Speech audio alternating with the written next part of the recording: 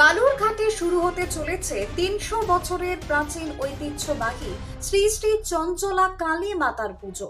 ভক্তদের সমাগমে মুখরিত হবে চঞ্চলা কালী মেলা। প্রত্যেক বছরের মতো এবারও আগামী ৮ই মার্চ থেকে বালুরঘাটে শুরু হতে চলেছে প্রায় ৩০০ বছরের প্রাচীন এবং ঐতিহ্যমণ্ডিত শ্রী শ্রী চঞ্চলা কালী মাতার পুজো।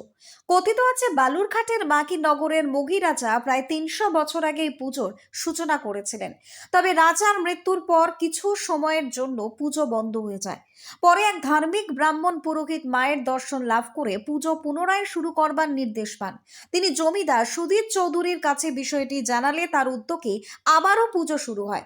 সেই থেকে আজ ভক্তি এবং নিষ্ঠার সঙ্গে পুজো অনুষ্ঠিত হয়ে আসছে। বর্তমানে পুজো কমিটির উদ্যোগে আয়োজন করা হয়। কমিটির পক্ষ থেকে জানানো হয়েছে এখানে পাঠা বলি দেওয়া হয় না এবং এখন মায়ের অন্নভোগের ব্যবস্থা চালু হয়েছে।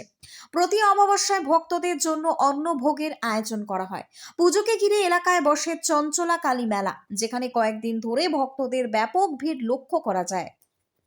Bureau report, Hili news Bangla. আমাদের শ্রী শ্রী চঞ্চলা কালী মাতা পূজা কমিটির যে পুজোটা চঞ্চলা কালী মা, এই পুজোটা আনুমানিক ৩০০ বছর আগেকার মাহিনগরের মহিরাজা এর প্রচলন করেন। তারপরে ওনার ক্রমাক্রমে বিলুপ্ত হয়ে যাওয়ার পরে পুজোটা বন্ধ হয়ে যায়। তারপরে জনৈক একজন বর্মন ওই দিক দিয়ে যাওয়ার পথে মা ওকে স্বপ্নাদেশ দেয় যে এখানে একটা কালী পুজো হতো, সেই কালী পুজো তখন করার জন্য আদেশ দেয়। তখন উনি বলেছিলেন যে আমার তো ক্ষমতা নেই।